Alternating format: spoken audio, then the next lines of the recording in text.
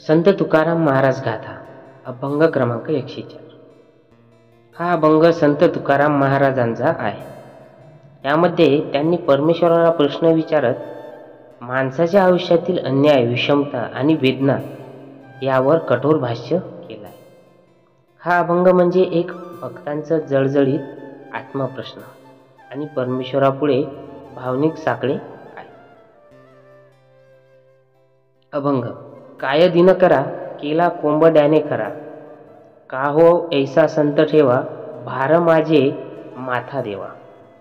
आडविले दासी तरी का मरती उपवासी, का म्हणे हाती कळा सकळ अनंती. ओवी क्रमांक 1.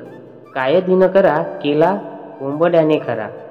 दिनकर म्हणजे सूर्य, कोंबड्याने खरा केला म्हणजे कोंबडा ओरडला, म्हणून सूर्य उगवला का हा प्रश्न केला. कोंबडा ओरडल्यामुळे सूर्य उगवतो असं लोक मानतात, पण हे चुकीचं आहे. कोंबड म्हणजे निमित्त आहे, कार्य करणारा तर सूर्यच आहे. सूक्ष्म अर्थ बघूया की लोक बऱ्याचदा कार्याचं श्रेय चुकीच्या व्यक्तीला देतात.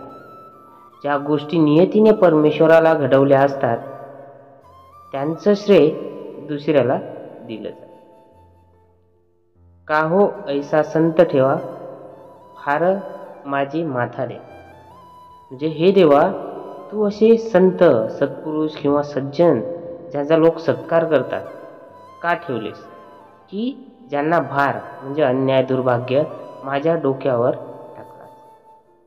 हे ईश्वर, तू स्वतःला दयाळू म्हणतोस, पण माझ्यावर का असा भार दिलास.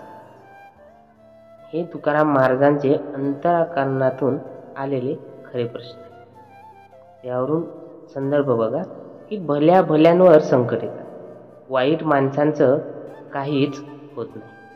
याबद्दल जो मनात राग, तत्कार, वेदना असते तीच इथे संतांनी व्यक्त केली आहे. ओळी क्रमांक 2. आळविले दासी तरी का म्हणती उपवासी. दासीला आळवलं म्हणजे मदत केली, सन्मान, पण उपवासी म्हणजे जे खऱ्या अर्थाने भक्त आहेत त्यांना तू का मरणाला टेकवलंस. म्हणजेच की हे परमेश्वरा, तुझं न्याय काय. जे तुझं खरं नामस्मरण करतात, जे भक्त आहेत ते उपाशी मरतात आणि भोग करणाऱ्यांना सर्व सुख. म्हणजेच सज्जन माणसांना दुःख, अन्याय, उपासमार आणि वाईट लोकांना सुख, संपत्ती. हे शतकानुशतक प्रश्न पडणारा गूढ वाक्य आहे. ओळी क्रमांक 3. तुका म्हणे हाती कळा सकळ अनंत. म्हणजेच तुकाराम महाराज म्हणतात की परमेश्वराच्या हातात सर्व कलांचे, सर्व युक्तीचे रहस्य आहे. शेवटी तुकाराम महाराज म्हणतात की हे सगळं अनंत आहे. या सर्व गोष्टींचा अर्थ, न्याय, रहस्य हे फक्त परमेश्वरालाच ठाऊक आहे. म्हणजे या विरोधाभासांचा आपण उलगडा करूच शकत नाही. संत तुकाराम महाराजांचा संदेश बघा. कोंबड्याने खरा केला सूर्य म्हणजे खोटं श्रेय मिळणं. जे खरं कार्य करतं त्यांचं कोणी ओळखतही नाही असा संत ठेवा. सज्जनांना दुःख, वाईट लोकात लोक सुखात. का बरं. हे देवाच्या न्याय पद्धतीवर प्रश्न. दासी सुखात, उपवासी मरणात भक्तांचं. ते दुःख बघून संत व्यथित होत आहेत. तुका म्हणे देवाचं सगळं हातात, अखेरीस सर्व गोष्टींचा निर्णय हे ईश्वराच्या योजनेनुसारच असतो. उदाहरणातून समजून सांगू बघा की सामाजिक संदर्भ. कोणीतरी प्रामाणिकपणे मेहनत कर पण त्याला यश मिळत. दुसरं कोणी फसवाफसवी, दिखावा करतं पण त्याला यश मिळतं. यावेळी माणूस विचारतो की हे का घडतं.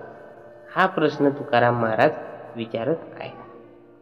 नंबर 2. व्यक्तिगत संघर्ष. म्हणजे कोणीतरी सच्चा भक्त दररोज प्रार्थना करतो पण त्याच्या घरात उपासमारी होतो. दुसरं कोणी दान धर्म न करता भोगात जगतो यावरून तुकाराम महाराज विचारतात की हे तुझं न्याय आहे का देवा. त्यावरून भावनिक परिणाम बघा की हा अभंग परमेश्वरावर राग व्यक्त करत नसला तरी त्यांच्याशी जवळचा संवाद दाखवतो. जेव्हा भक्त देवाच्या न्यायावर प्रश्न विचारतो तो त्यांच्याशी खरा संवाद. तुकाराम महाराज म्हणतात की हे देवा तू सांग, मीच का दुःखी, सज्जनांचा का त्रास.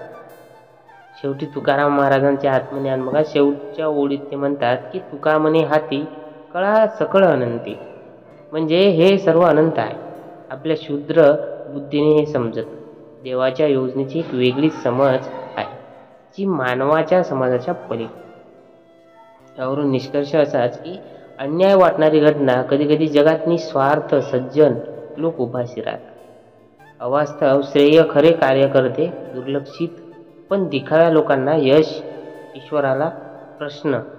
भक्त देवाशी चिडत नाही पण संवाद करतो. आत्मज्ञान अखेरीस हे सर्व अनंती आहे असंच ईश्वरच जाणे.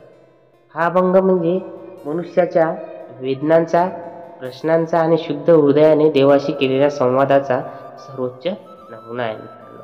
तर रामकृष्ण मित्रांनो, व्हिडिओ आवडला असेल तर प्लीज कमेंट बॉक्समध्ये नक्की लिहा. आणि कोणी जर शेअर केलं नसेल तर आपल्या मित्रांना पण शेअर करा आणि साईडच्या बेल आयकॉनला नक्की दाबा.